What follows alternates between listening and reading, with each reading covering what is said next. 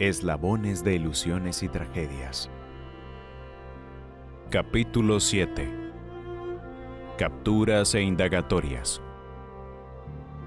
El juez, con todas las pruebas recaudadas y las recibidas de diferentes entidades, estudió el expediente durante 15 días y consideró que existían méritos para ordenar captura contra el doctor Joaquín Peralta, propietario del banco de sangre que vendió la unidad contaminada a la clínica Añoranza, y causa de las muertes de algunos pacientes que recibieron componentes de dicha unidad.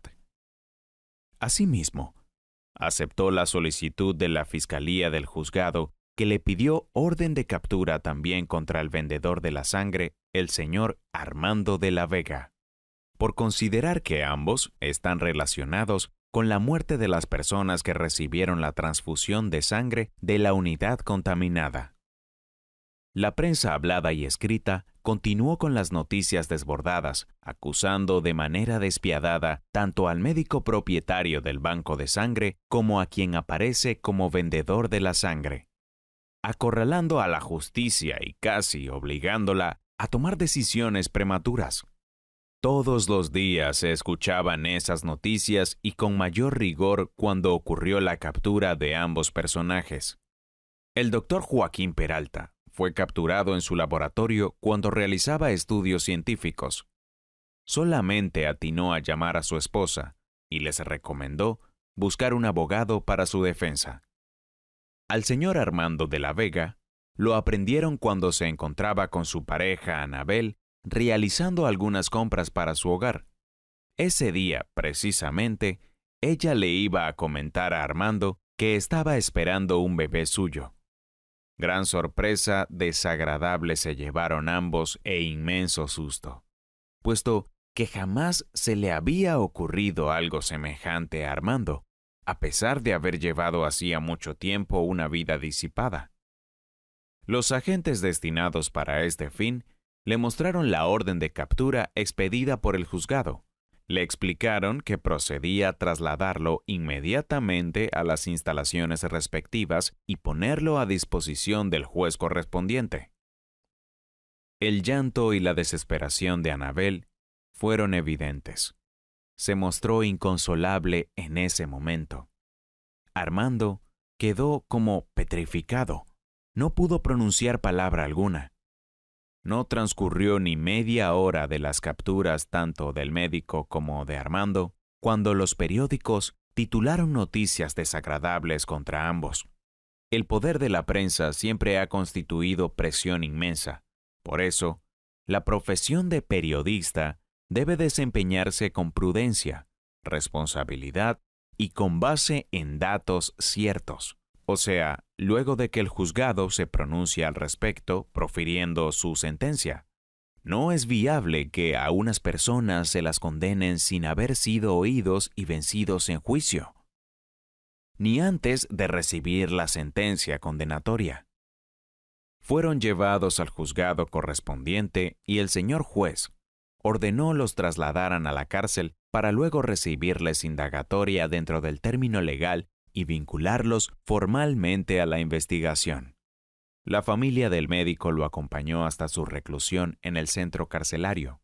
Lo mismo ocurrió con Armando, quien fue acompañado por Anabel y don Camilo, quien con infinita tristeza no soportó tal situación que se puso a llorar como un niño, tanto que conmovió a los funcionarios carcelarios, pero aquellos tenían que cumplir con su deber.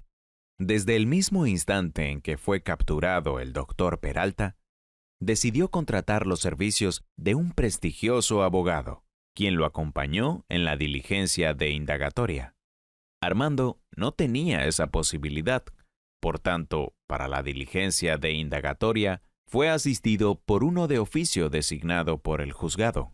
Se los indicó como posibles coautores de homicidio con dolo eventual dentro del mismo proceso. Y luego, por aparte, también en indagatoria a Armando, que el dolo eventual se genera cuando una conducta implica un riesgo y puede causar otros, cuya producción no es impedimento para que continúe el comportamiento. No le importa a la gente realizar un hecho a pesar de existir la posibilidad de causar daño a terceros. Actúa el agente a sabiendas del riesgo que asume. La explicación fue clara, pero para los sindicados no lo fue. No sabían de qué les estaba hablando el juez. Por eso, les explicó varias veces el delito materia de captura. El juzgado, en principio, consideró con base en las pruebas obtenidas que tanto el médico propietario del banco de sangre como quien vendió la sangre podrían estar incursos en el delito de homicidio con dolo eventual. El juzgado solicitó al centro carcelario la remisión del doctor Peralta para escucharlo en indagatoria, quien, desde los albores de la diligencia, manifestó que jamás había visto al señor Armando de la Vega. Además, el banco de sangre no puede comprar sangre a personas que asisten a su consultorio con esa finalidad, que en todos los casos y en el que se está investigando, realizó y practicó a la sangre del señor de la Vega las pruebas idóneas de acuerdo con el protocolo establecido por la ciencia médica, que al culminar el análisis de la sangre en comento, el resultado fue negativo a padecer alguna infección, es decir, la sangre del señor Armando de la Vega. Por esa razón, ofreció comprársela. Fue claro al expresar que su conducta fue clara y desprovista de cualquier intención que hiciera daño a los pacientes, que solamente cumplió con su deber, puesto que tenía contrato con algunas clínicas para suministrar sangre. Culminada la diligencia de indagatoria, el médico fue remitido nuevamente al centro carcelario de rigor para esperar 5 días, con el fin de que el juzgado le resolviera su situación jurídica, con auto de detención o absteniéndose de imponerlo. El mismo día, pero por la tarde, fue trasladado Armando de la Vega desde el centro de reclusión al juzgado, acompañado de un abogado de oficio designado por el despacho, puesto que carecía de dinero para contratar abogado de confianza o particular. A pesar de ser esta diligencia de carácter privado, o sea, sin presencia de público, a la entrada del juzgado se encontraba mucha gente agolpada para conocerlo, para reprocharle su conducta, para enrostrarle su delito y a gritos solicitaban que tanto el médico como Armando fueran condenados. Estas manifestaciones, de hecho, así como los insultos e improperios, no son permitidos jamás por ser violatorios de la dignidad humana, de los derechos fundamentales, del principio de la presunción de inocencia. Pero todo ese alboroto se suscitó por las noticias de prensa, radio y televisión, que anunciaron esa diligencia judicial y que, de antemano, los consideraban que ya eran responsables. La gente se reunió en la entrada del juzgado y les gritaron toda suerte de epítetos groseros y, sobre todo, vociferaban que se dieran por condenados. A la hora determinada por el juzgado, se inició la diligencia de indagatoria de Armando de la Vega, quien sacó serenidad tal vez de los consejos de Anabel, su compañera permanente, y de su amigo don Camilo, para explicarle al señor juez todo lo relacionado con la venta de su sangre al banco de propiedad del doctor Joaquín Peralta, afirmando que a su sangre se le hizo un estudio serio por el experto médico y luego se la compró el mismo banco de sangre, puesto que los resultados de los exámenes fueron negativos para cualquier enfermedad o infección. Fue claro al afirmar que jamás actuó con intención dañina o con dolo, que su conducta fue sincera y diáfana, que nada tenía que ver con las muertes investigadas. Solicitó que escuchara al doctor Peralta, dueño del banco de sangre, quien le explicaría ampliamente la parte científica de las pruebas que le realizaron a su sangre. No pudo relatar ningún otro hecho. Un sentido llanto lo hizo estallar de imprevisto. Se culminó así dicha diligencia y fue trasladado nuevamente al centro de reclusión destinado. En los 5 días siguientes, el juzgado profirió auto de detención en contra del doctor Joaquín Peralta y de Armando de la Vega como posibles coautores de homicidio con dolo eventual. Fueron notificados y la investigación continuó su trámite. Significaba lo anterior que tanto el médico como Armando de la Vega seguirían en el centro de reclusión, pero ahora en calidad de detenidos. Preocupados por la situación de Armando, Anabel y don Camilo pensaron que la suerte de Armando no debería estar en manos de un abogado de oficio designado por el juzgado. Por eso, se dieron a la tarea de buscar un abogado particular o de confianza que no les hiciera muy costoso a su precaria situación económica. Hicieron muchos contactos con amigos, quienes les comentaron que existían consultorios jurídicos en todas las universidades, que podrían defender a Armando sin mucho costo, o tal vez gratis. Con esa información, que la consideraron útil, se dieron entonces a la tarea de visitar universidades, especialmente a los consultorios jurídicos, pero se encontraron con un obstáculo más. Los alumnos integrantes de los mismos no poseían aún su tarjeta profesional de abogado, como era lógico, ni licencia para abordar la defensa de esos delitos, y el caso ocurrido requería de un abogado con experiencia y con requisitos de ley. Un poco desilusionados, pero guiados por la esperanza de encontrar un abogado que asumiera la defensa de Armando, acudieron a la última universidad que les faltaba por visitar. Preguntaron por el director de dicho consultorio. Fueron informados por los funcionarios que precisamente estaba en su oficina organizando unos documentos para que sus alumnos representaran algunos casos de competencia de ellos. Es importante conocer que los consultorios jurídicos preparan a los estudiantes de último año de la carrera del derecho en forma práctica. Los llevan a presenciar audiencias a los diversos juzgados. Les entregan expedientes para que estudien los casos y se vayan familiarizando con sus futuras actividades. Pero ellos no pueden actuar en determinados casos por competencia. Su licencia para actuar se reduce a algunos delitos. Las actividades de esos alumnos ante los juzgados son calificadas por sus profesores, lo que viene a constituir la base fundamental para obtener su título de abogado. Se presentaron ante el director del consultorio jurídico, quien los recibió amablemente, pero al sentarse por invitación del abogado para dialogar, Anabel soltó el llanto.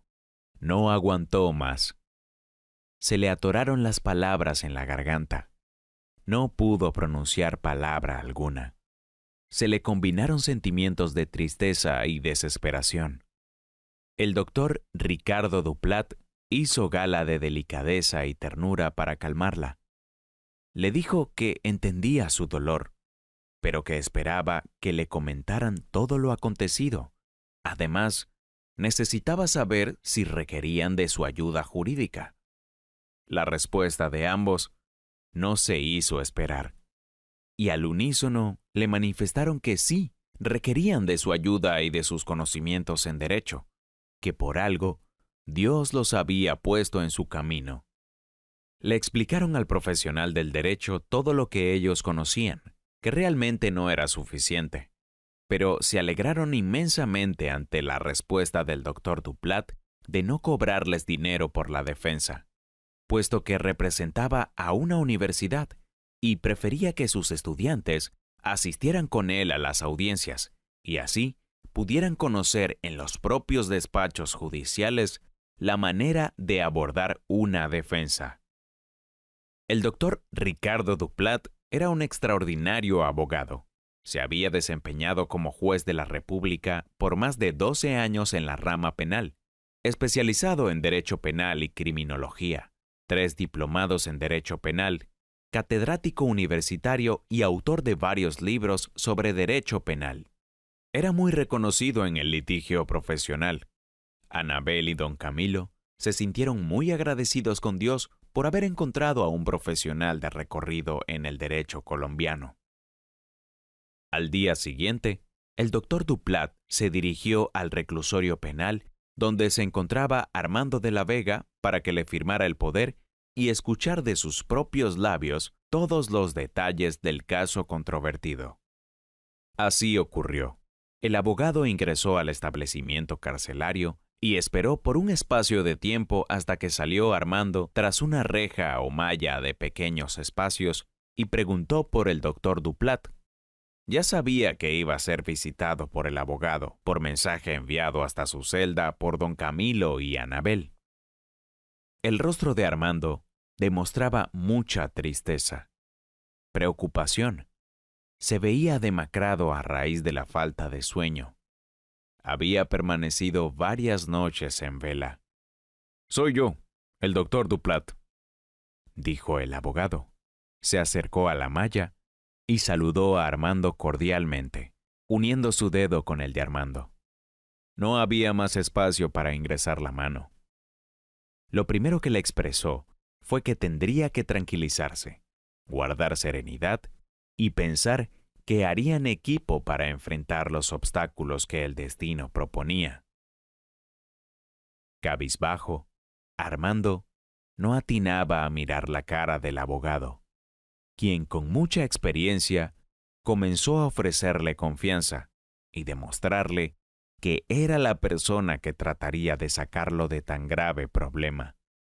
Le habló de las circunstancias, cómo conoció a Anabel y a don Camilo en la universidad, donde lo fueron a buscar.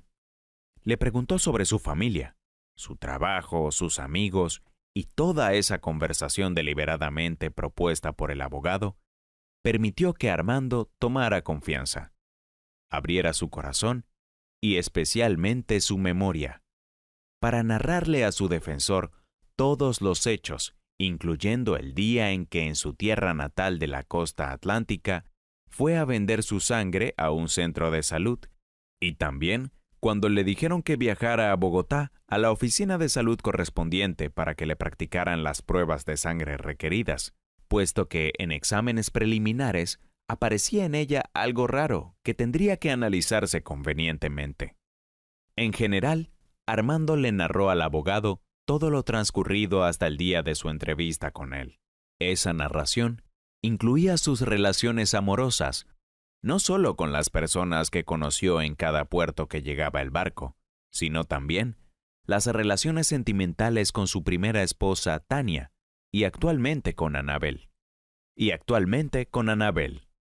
Tiempo más adelante, el abogado presentó el poder conferido por Armando e inmediatamente solicitó al juzgado se oficiara al Centro de Salud de la Costa Atlántica para que enviaran cuanto antes la certificación y copia de la remisión de Armando de la Vega, que ordenó un examen pormenorizado, pruebas ELISA y Western Blot en un centro especializado en Bogotá, porque el que le habían realizado allí mostraba algún elemento considerado por ellos como preocupante y digno de estudio científico en la capital de la República.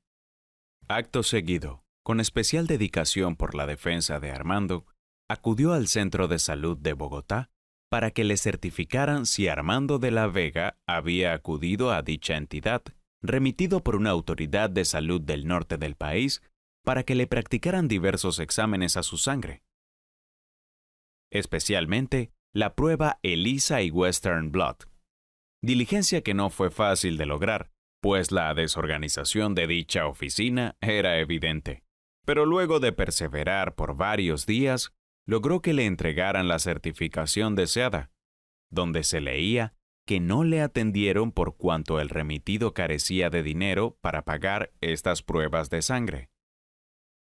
Mientras el abogado realizaba gestiones propias de la defensa de Armando, en el centro carcelario no solamente era discriminado, puesto que se corrió el rumor de que estaba infectado por un virus que se conocía como VIH, del cual no existían serios estudios científicos, sino que su alimentación era muy mala, además del trato grosero que muchos guardianes le daban.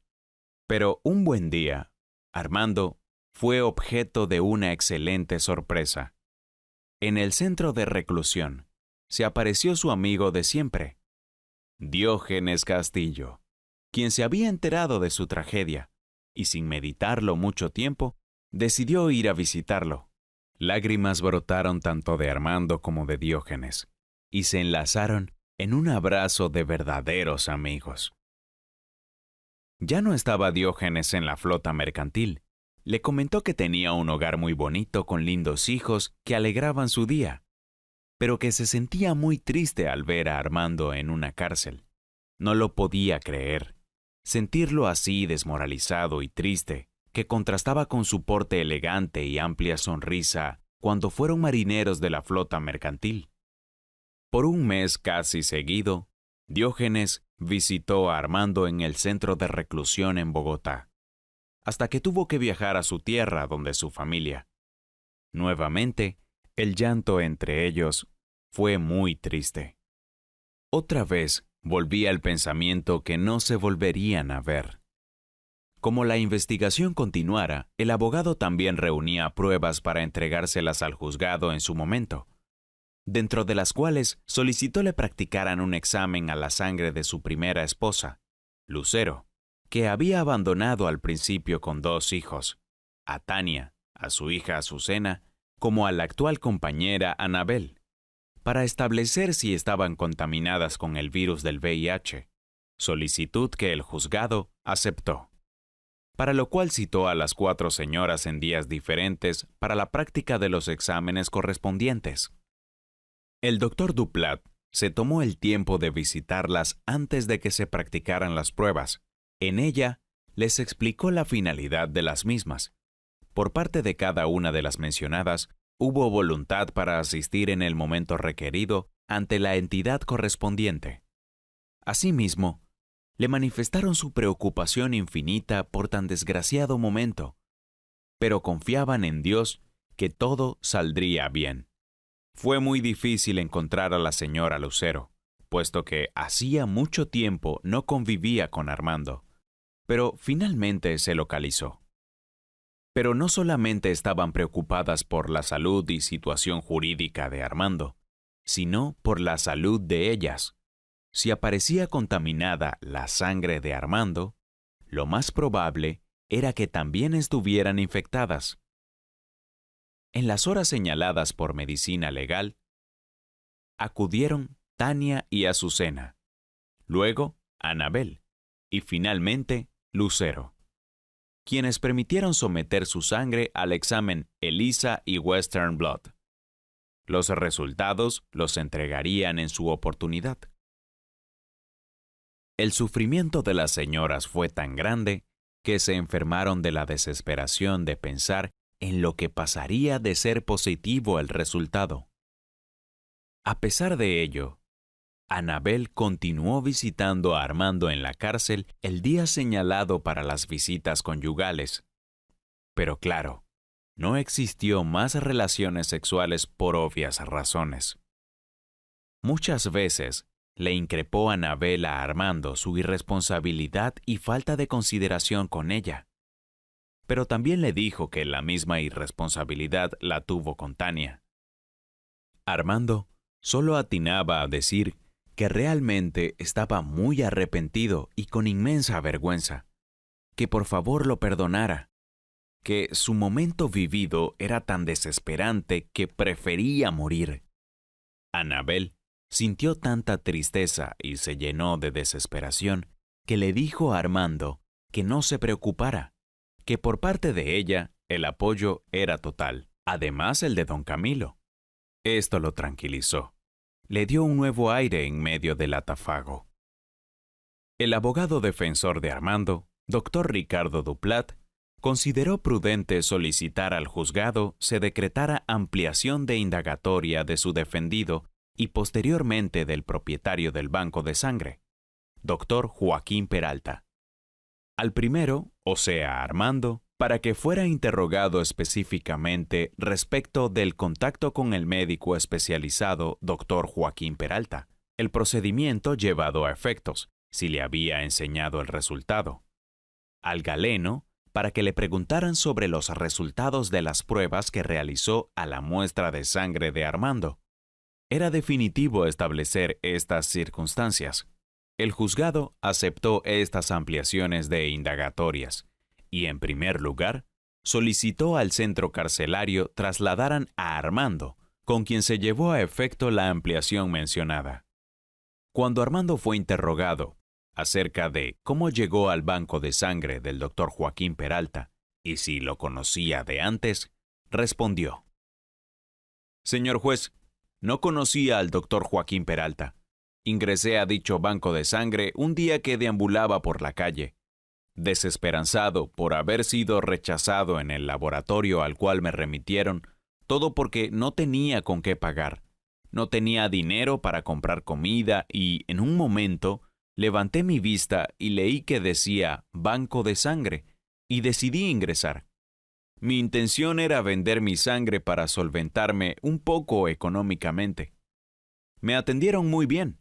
Me llevaron al segundo piso, allí me extrajeron sangre, y el doctor Peralta me dijo que esperara abajo en el primer piso los resultados del examen de mi muestra de sangre. Fue claro al decirme que primero haría varios exámenes a mi sangre con unos reactivos.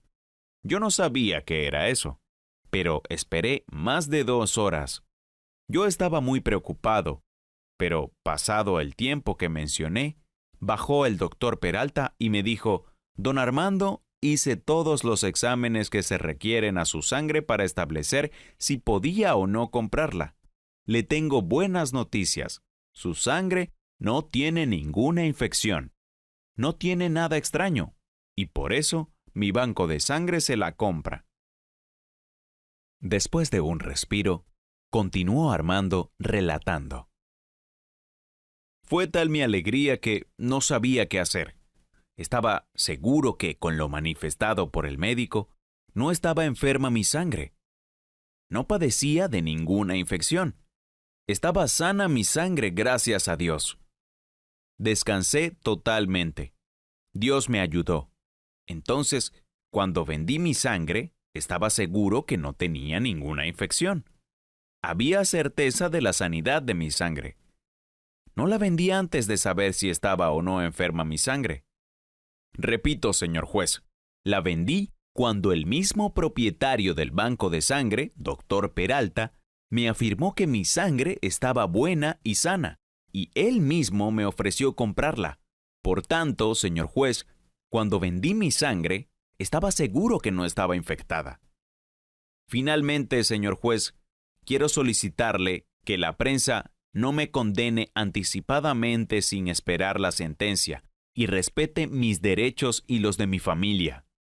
Sé de la imparcialidad del juzgado, pero me desespera escuchar tantas groserías de la gente amotinada frente al juzgado. Es todo, señor juez». A la salida del juzgado, la prensa escrita y hablada estaba toda reunida esperando que saliera Armando, y fue entonces nuevamente objeto de vituperios, insultos y, sobre todo, los gritos diciéndole que ya se sintiera condenado. Estaban alentando a la ciudadanía para que vociferara pidiendo su condena. Así no haya sido esa la intención de la prensa. Todo tiene su límite, y la prensa debe informar, pero no intervenir como el mismo Armando lo expresó en su oportunidad. La ampliación de la indagatoria del doctor Joaquín Peralta fue recepcionada al día siguiente de ser escuchado Armando. Lo trasladaron del penal al juzgado para que atendiera lo solicitado. A la hora indicada, venía bien vestido. Se decía de él que era un profesional de amplia trayectoria. Había cursado especializaciones en administración de bancos de sangre, muchas de ellas en el extranjero. Su conocimiento y experiencia avalaban su desempeño frente a su banco. Llegó acompañado de un prestigioso profesional del derecho, doctor Antonio Casallas, quien había obtenido grandes éxitos en su larga carrera como litigante. El juez lo interrogó especialmente sobre los exámenes que le realizó a la sangre de Armando de la Vega y los motivos por los cuales le compró su sangre en nombre del banco de sangre de su propiedad. Señor juez, dijo el galeno, es mi deseo expresar mi reproche no solamente por la manera como la prensa y la gente se aglomera frente al juzgado para pedir mi condena, sin que se haya establecido la realidad de los hechos, lo que pone en riesgo mi integridad. Asimismo, el trato en el centro de reclusión ha sido deprimente y lleno de malos tratos, acompañados de la comida de mala calidad. Ahora bien, cuando llegó el señor Armando de la Vega al banco de sangre de mi propiedad con la intención de vender su sangre, lo primero que se hizo, y así lo hacemos con todas las personas que se acercan con la misma idea, es extraerle una muestra de su sangre y someterla a serios estudios y análisis, con los reactivos idóneos y destinados para ese fin. Personalmente, señor juez, realicé el estudio de la muestra de sangre de don Armando. La sometí a los exámenes de rigor. Utilicé los reactivos señalados en los protocolos universales y los resultados dieron negativo para cualquier infección o enfermedad en la sangre de don Armando. La serenidad y responsabilidad de estos exámenes son imprescindibles. Constaté en varias oportunidades que su sangre no estaba infectada. Por ello, bajé y me entrevisté con don Armando y le dije que luego de los exámenes de rigor, el resultado fue negativo para cualquier infección o enfermedad en su sangre. Tanto es así que le dije que le compraría la sangre de acuerdo con los límites de las normas médicas. Si hubiera hallado rasgos de infección en su sangre, jamás se la hubiera comprado. Créame, señor juez, la alegría de don Armando fue muy grande al escuchar de mis labios que su sangre estaba sana y que podía venderla. Nunca, nunca, señor juez, he tenido inconvenientes con el estudio de la sangre de potenciales vendedores. Llevo más de 10 años apoyando a diversos hospitales y clínicas del país en el sentido de surtirles unidades de sangre con ocasión de los contratos firmados con ellos. Es el primero, y no entiendo lo ocurrido. Mi conducta es ajena a cualquier intención de engañar o causar daño alguno. Terminada la diligencia de ampliación de indagatoria, fue llevado el galeno al centro de reclusión, pero cuando salió del juzgado, un tumulto de gente lo esperaban con gritos e insultos como en días anteriores. Este proceso tomó fuerza en el ámbito internacional, puesto que la prensa de casi todo el mundo ofrecía noticias sobre esta investigación. Pero eran coincidentes en afirmar que el estudio científico, en este caso la infección del VIH, estaba en ciernes y no se habían obtenido resultados serios sobre este mal que aquejaba al mundo. El juzgado, a petición de la defensa de Armando de la Vega, consideró importante escuchar a varios funcionarios, enfermeras, enfermeros, médicos de la clínica donde fallecieron varias personas, para que explicaran convenientemente los trámites y gestión que cada uno de ellos realizó frente a cada paciente fallecido. Todos acudieron al juzgado para rendir sus versiones y colaborar con la justicia. Las respuestas de las entidades a las cuales el juzgado solicitó información respecto a la afirmación de Armando de la Vega de haber acudido a Centro de Salud de la Costa Atlántica para vender su sangre y el hecho de haber sido remitido a Bogotá para que le realizaran pruebas científicas por cuanto hallaron alguna anormalidad en su sangre, llegó al juzgado. Asimismo, la respuesta del Centro de Salud de Bogotá en lo atinente a no prestarle servicio gratuito a Armando de la Vega para practicarle exámenes a su sangre. Poco a poco el doctor Duplat, defensor de Armando de la Vega, reunía las pruebas para hacer frente a los cargos de la Fiscalía del juzgado. De la misma manera, el abogado del doctor Joaquín Peralta desempeñaba con eficiencia su defensa. Los resultados científicos de los exámenes que se practicaron a la sangre de la señora Tania, expareja de Armando, de su hija Azucena, de la señora Anabel, actual pareja de Armando, y de la señora Lucero, arrojaron negativo para VIH. Los resultados dejaron atónitos a las mismas señoras, al juzgado y a todas las personas. Pero fue un bálsamo para ellas, sobre todo para Armando, quien sintió que un enorme peso se le quitaba de encima. La pesadumbre de sentirse culpable si les hubiera transmitido la enfermedad, considerada en ese tiempo mortal, se le había quitado de una sola vez. Frente a estos resultados, el defensor de Armando de la Vega envió consultas a las entidades o autoridades de salud para que despejaran muchas dudas. Las respuestas a estas inquietudes comenzaron con hacer diferencia entre el VIH y el SIDA, propiamente dicho. Expresaron que no son sinónimos. Tener VIH no significa que tiene SIDA. El estar infectado con el VIH significa que la persona ha estado expuesta al virus y que no es definitivo que vaya a desarrollar la enfermedad. Se puede permanecer sin síntomas, portador asintomático, por mucho tiempo. Informaron también que el SIDA es la etapa avanzada de la infección por VIH con presencia de síntomas que se producen cuando el sistema inmunológico se deteriora y deja de funcionar eficazmente.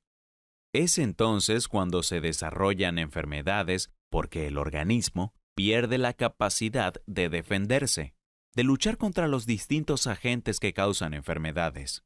Se dejó establecido que entre las técnicas y análisis de laboratorios realizados con más frecuencias para detectar la presencia del VIH en el organismo es el test de ELISA, pero que no es una prueba específica.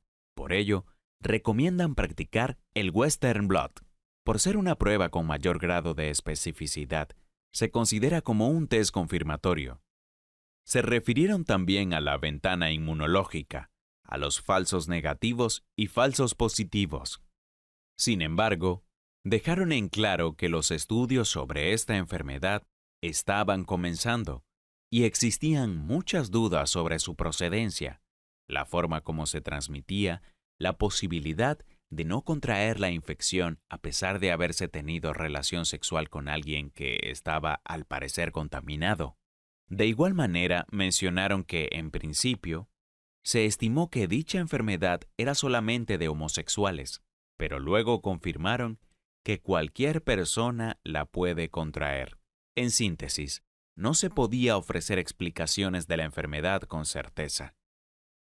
Mientras la investigación avanzaba, Anabel y don Camilo atravesaban por una crisis de nervios, lo que se tradujo también en económica, puesto que la clientela, al saber que eran familiares de Armando, quien se hallaba procesado por un delito vinculado con la enfermedad del VIH, les retiró todos los trabajos que elaboraban en su joyería, tornándose ello en una calamidad familiar por carecer de dinero para sobrevivir. Ante esta situación, se acordaron del amigo de Armando en la época cuando se vincularon a la flota mercantil. Se referían a Diógenes. Pero esta decisión no fue consultada con Armando para evitarle mayores tristezas y nostalgias.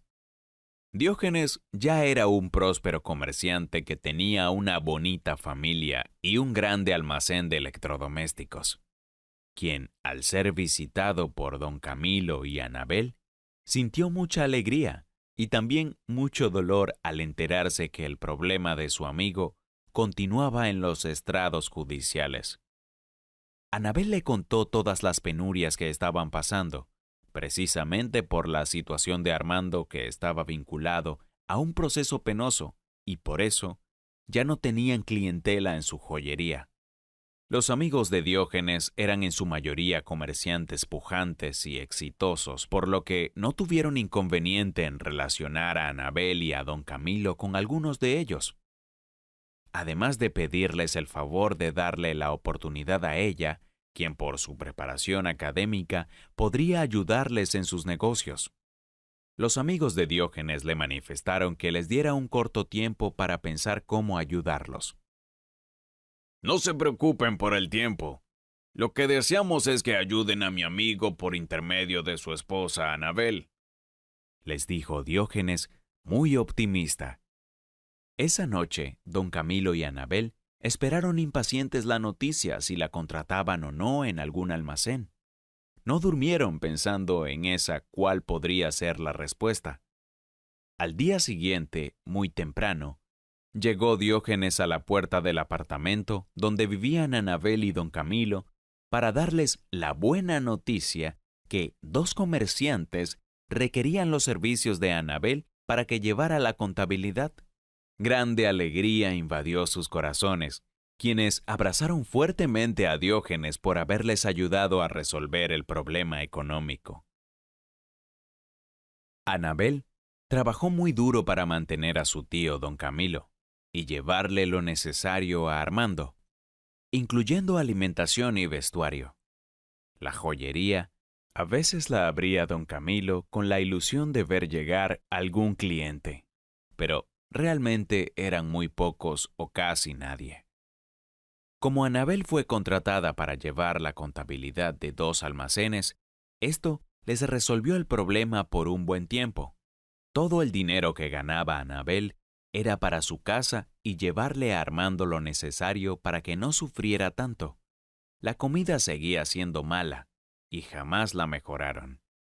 La investigación continuó y el juzgado, de acuerdo con el procedimiento penal vigente en esa época, mediante auto de sustentación, cerró la investigación.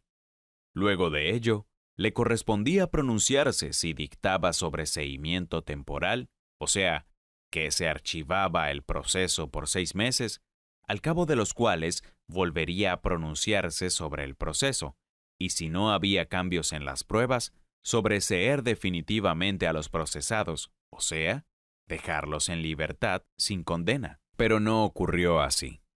El juzgado, luego de cerrar la investigación y analizar las pruebas, profirió contra el médico y contra Armando de la Vega auto de proceder o llamamiento a juicio por el delito de homicidio con dolo eventual.